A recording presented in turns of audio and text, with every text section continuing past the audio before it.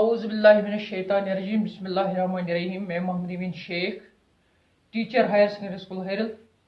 आज 11वीं क्लास के तलबा व तालिबात को मैं मीर दर्द की गज़ल गोई के पोर्शन से चंद सवालात लिखवाऊंगा। तो प्यारे बच्चों, अस्सलाम वालेकुम वरहमतुल्लाहि वबरकातुहू। उम्मीद है कि आप ठीक ठाक होंगे। तो पहली गज़ल के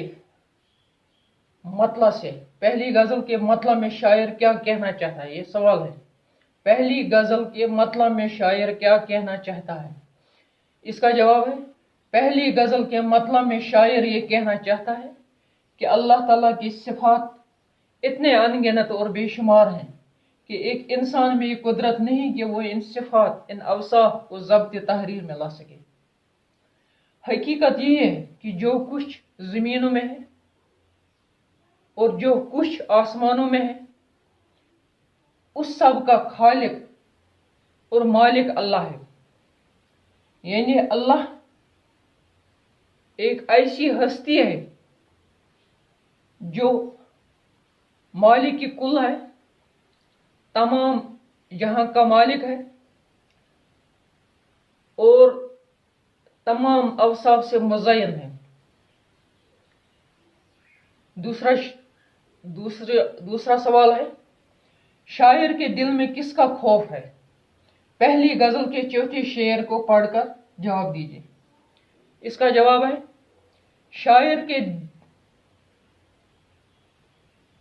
के दिल में उस खुदाई वाहिदुल कहार का खौफ है जिसके सामने इंसान की कोई चालबाजी नहीं चल सकती।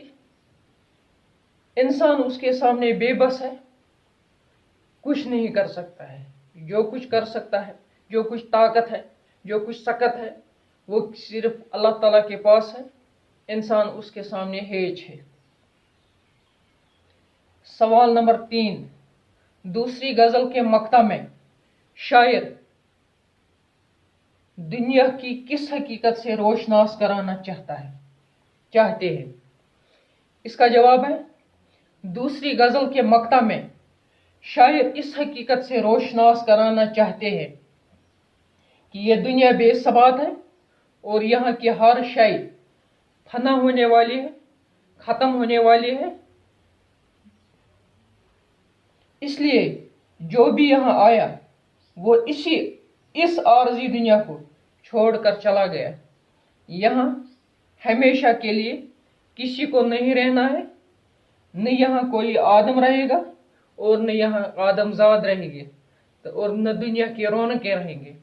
ये दुनिया एक दिन ख़त्म होने वाली है, खुद भी ख़त्म हो जाएगी और असली ज़िंदगी जो है वो आखिरत की ज़िंदगी है। इंसान को वहीं हमेशा रहना है। ये दुनिया आर्जी दुनिया है।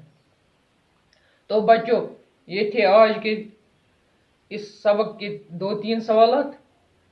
कल हम दूसरा सबक लेकर आएंगे। तब तक के लिए खुदा हाफिज। खुदा आपका और हमारा हाफिज नासिर।